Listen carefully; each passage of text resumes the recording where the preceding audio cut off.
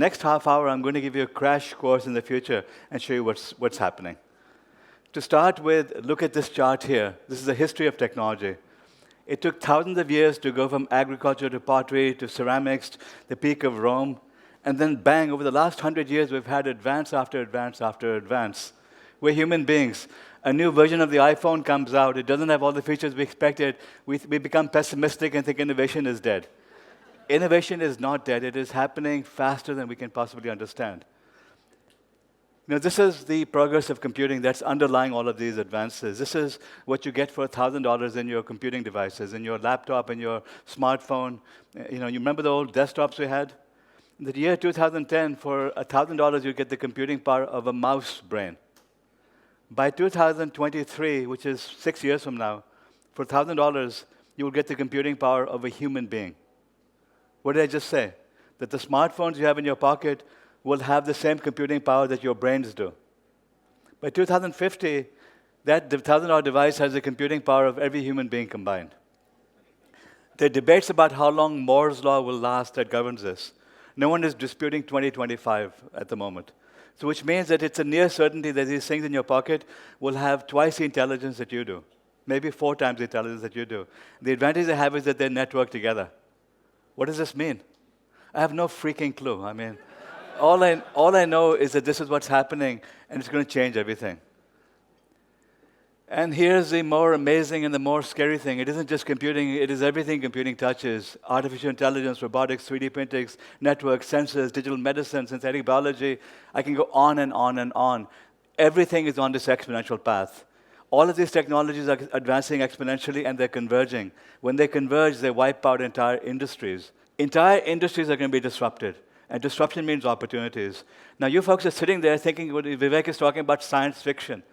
This is not science fiction. This is happening. And the impact of this will not only be on solving humanity's grand challenges, the impact will be on industry after industry after industry. You folks are in real estate. Real estate is ground zero for disruption because it's your clients who are going to get wiped out. And you don't know what's going to happen to them. You're signing long-term leases, building office towers, which you expect to reap profits for the next 15 or 20 years. If your tenants start going bankrupt, you will go bankrupt also, right? So now, I'm going to give you a couple of examples of industry disruption. Those industries are going to impact you directly or indirectly. The message over here is that disruption is going to happen. If you can understand the disruption, you own the future. Because imagine now if you knew what Singapore real estate would be like 10 years ago, or which parts of the world would be doing better economically. You could go and really make a fortune over there. If you start learning the things I'm talking about, just Google everything I said, right? If you start learning these things, you own the future. Because you can see the disruption happening, you can watch the patterns, and you can see the trends, and you can now build the next billion-dollar businesses. Let's go through some of these industries. Manufacturing. Well, the robots are coming. The robots can do what Chinese laborers can do right now, what Chinese workers can do right now. But China is well aware of it. What's China doing? It's building the first zero-labor factories. The trouble for China is that American robots, European robots work as hard as Chinese robots do. We don't need their robots. Our robots won't commit suicide either. They won't complain to join labor unions. And they're becoming dirt cheap.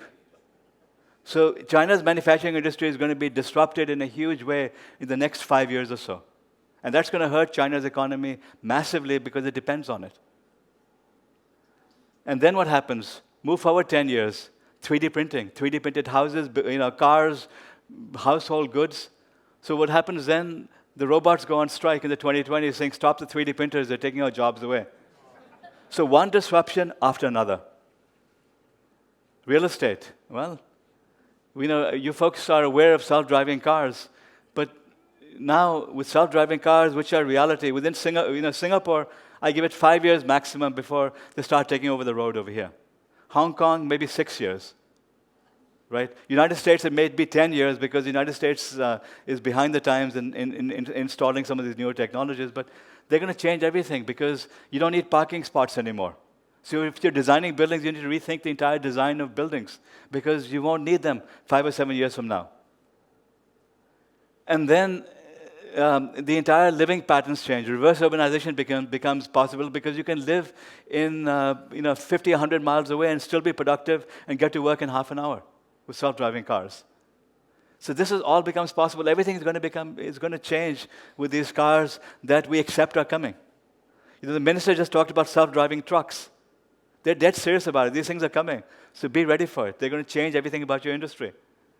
And then 3D printed houses, buildings, smart cities. Remember the sensors I talked about? Guess what? You can build smart buildings right now for practically nothing. You can go and retrofit your buildings with sensors and set up dashboards and start monitoring everything that happens in those buildings today.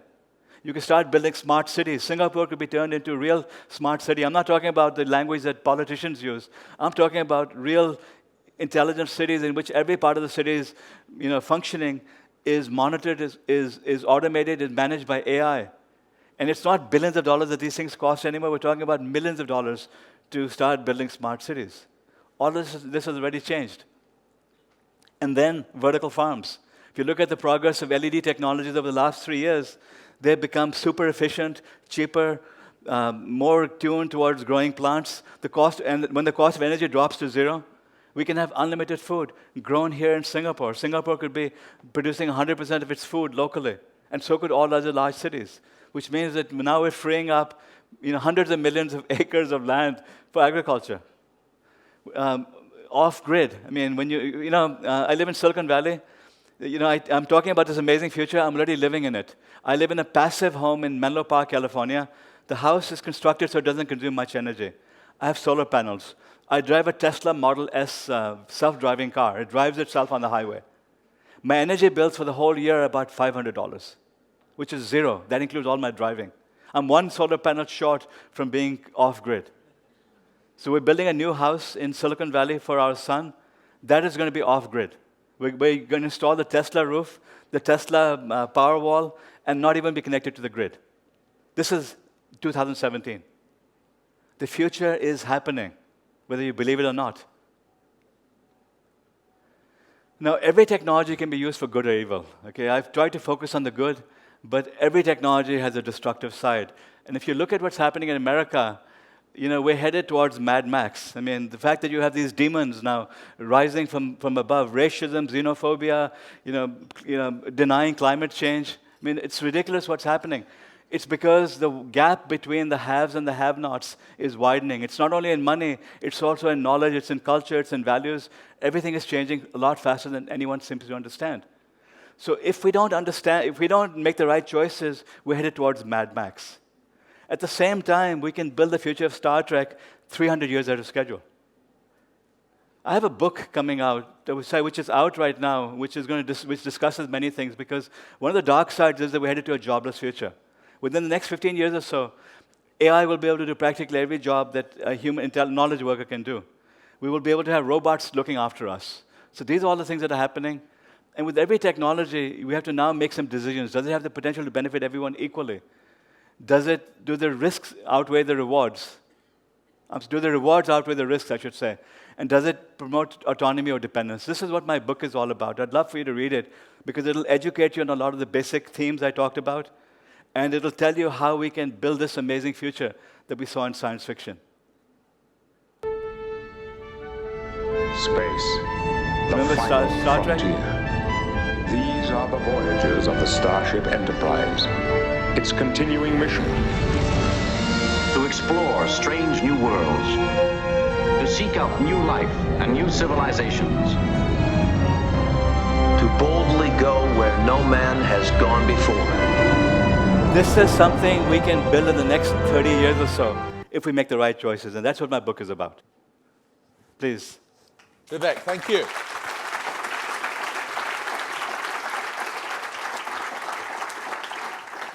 Thank you very much, Vivek. Vivek's going to stay here on the stage, and Richard Price, who's Chief Executive Officer for Asia Pacific for CBRE, Global Investors, and a ULI trustee, is going to lead the discussion with him from somewhere.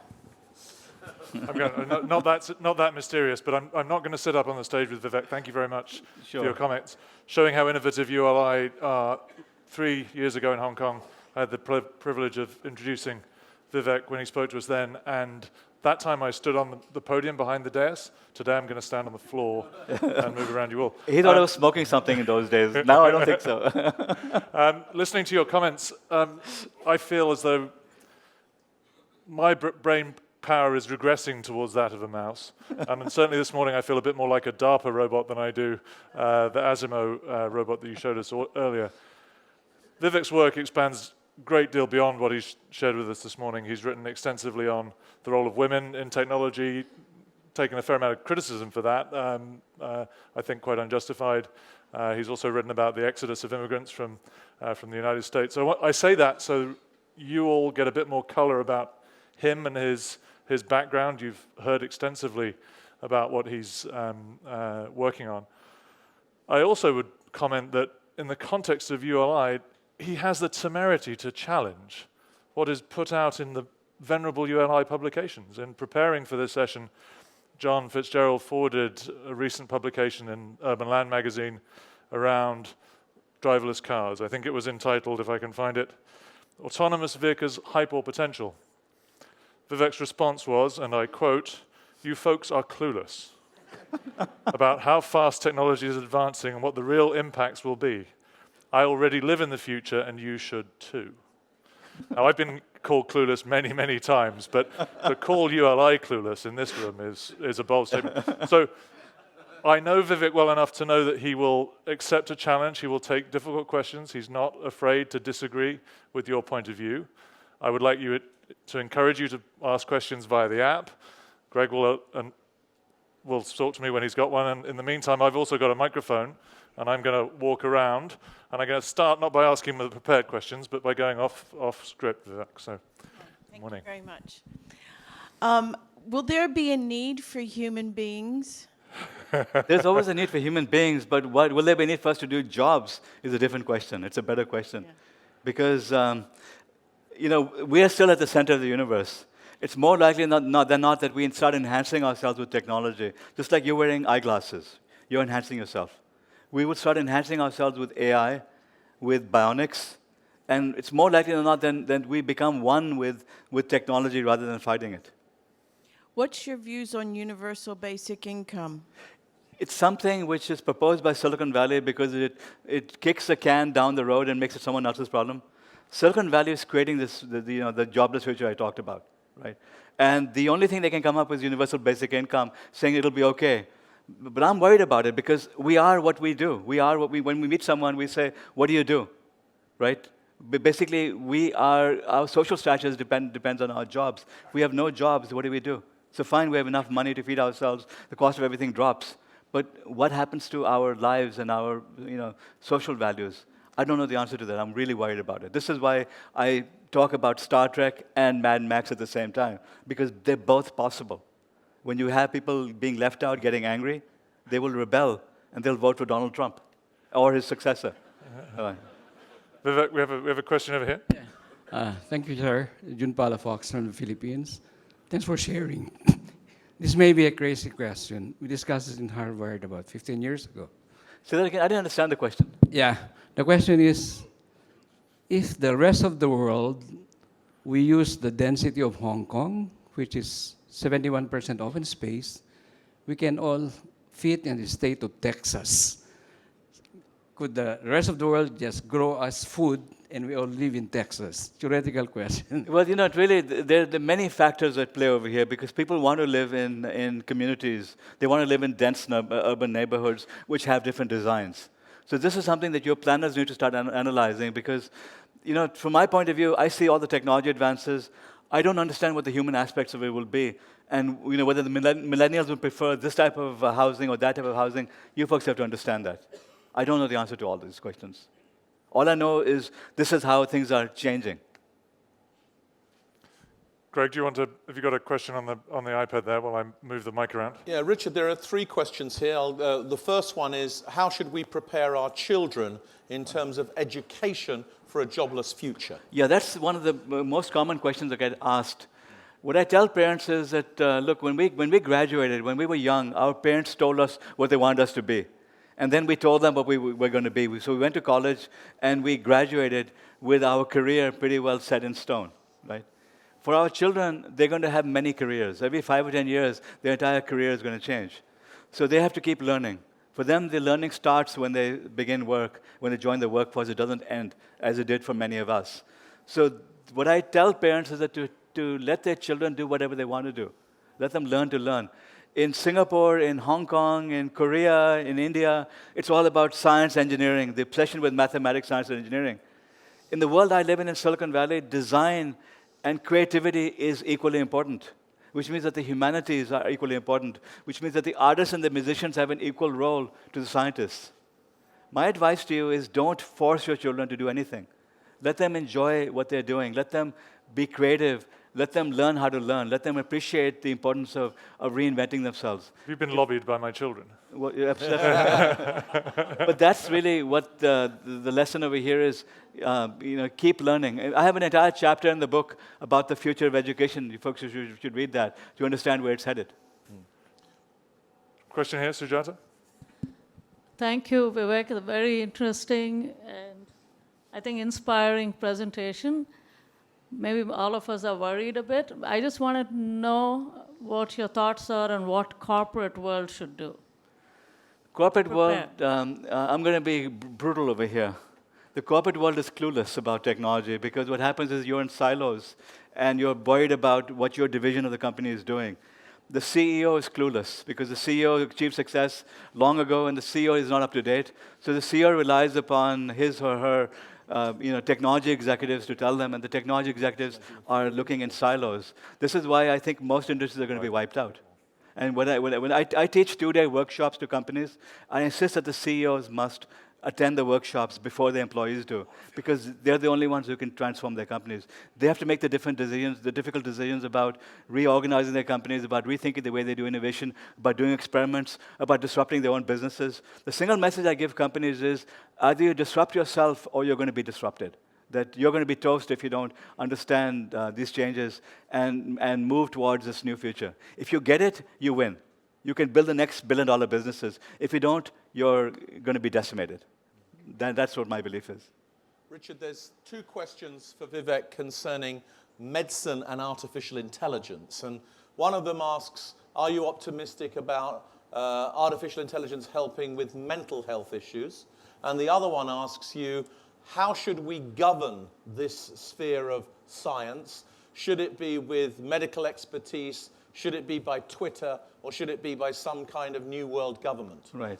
Okay, as far as understand, if you Google AI psychiatrists, there's some videos available on the web in which some universities built some digital avatars, basically AI, and they had human beings talk to the AI. What they found was that the human beings ended up trusting the AI more and being more open with it than they trusted the human doctor. Because what the psychiatrist does for mental health is ask a series of questions, analyze the data. The computer can also analyze your expressions. It can also now look at all of your other data. So within the next 4 or 5 years, more likely than not, an AI will be a better advisor on mental health than a human being is because the AI really listens. And the AI keeps track of everything else that's happening around you. And it's the same with everything else with medicine, that it's all data, data, data, data, data. This is why I'm so critical about the existing medical system, because when you go to the doctor has handwritten notes. Even the doctor can't read those notes. They're useless, right? So the doctor makes it up while you're there without any data. When I get advice, I want all of my data, my genomic data, my lifestyle data, everything to be analyzed and to get solid advice on that. So more likely than not, our doctors will be using AI the same way they use medical tests to enhance their abilities and to be able to advise better. That's what's most likely going to happen in the next decade or so. I'm keeping an eye out for hands. We've got a question here. I see one more over there. I'll come over there next. Thank you, Vivek. Just a quick question, and a little bit more current and present. Is there a big gap between the global north and the global south in terms of the future and the technology? Obviously, there are people who don't have access. When, I guess, time, because there's some suffering, and how do we sort of close that gap, hunger, disease, so on and so forth. And the other question is, yes, future is future, but there are issues now, the immigration issue, Europe, security issues. How does this all tie in for us to deal and sort of psychologically be present, be interactive, be now. Yeah. You know, the good news with technology is that it's democratizing. So smartphones really are the enabler of this. That these smartphones are supercomputers. The poorest of the poor in India and China and all over the developing world are getting these devices. And soon they'll be getting the same AI tools that we have. So yes, there's a slight gap, but it's fixing itself very rapidly. Now, when it comes to clean energy, for example, China and India are going to lead the way in clean energy because America is moving backwards, which is a good thing, because you want the developing world now to be implementing these technologies and to be benefiting from it. So, I mean, you know, rapid change in technology, all happening at the same time, all being shared, and the entire world being uplifted, you know, with the people who accept technology and use it, because there's another dimension. Even within California, you have parts of California that are completely backwards. Even though they're near Silicon Valley, they don't understand technology. They're left out. So this is happening on a local level, on a regional level, on a global level. You have a gap between the haves and the have-nots, and they're right next to each other, even though the same technologies could be available to everyone at the same time. Over here. Vivek, you're just approaching it through the technology side of you. But on the other side, there's the human side of you. And we're just getting used to the new political circus in the world. Is this just a little touch of what we are about to expect in the near future? Because humans are obviously much slower than technology. Yeah, well, the human side of me really worries. When you read my book, you won't be able to tell if I'm Dr. Jekyll or Mr. Hyde, because I keep flip-flopping between them. I keep talking about the amazing things, and I keep talking about the dark things at the same time. I'm really worried about the impact of technology. I mean, when I was writing the book, I had to rewrite an entire chapter after Donald Trump got elected, because the Mad Max I was talking about happened, 5-7 years ahead of what I thought it would happen on. So this is, I worry and I get excited at the same time. But the message that I give is that we have to all come together, understand these advances, and drive it in the right direction. Because if we get it right, we really can build Star Trek. We can uplift all of humanity. We've got the capability of doing that for the first time ever. Now, in the spirit of collaborating with my fellow moderator, we committed to keep everyone on time. We've got about a minute left of the session. So I'm going to use the moderator's prerogative and ask two last questions, actually, Vivek. Sure. If I heard you right, we're moving to unlimited, basically free, clean energy. That makes you an optimist about climate change and the ability to reverse that? Would that be a correct assumption? It's a close call right now between the destruction of the planet and saving it. I think that we'll be able to save it because in the next 5 or 7 years, we will start seeing the negative effects of climate change. At the same time, the cost of solar and storage will be 1/3 of what it is today, which means that we could do the massive infrastructure projects worldwide and start replacing the fossil fuel industry with clean energy within a 3 or 4 year period if we had to.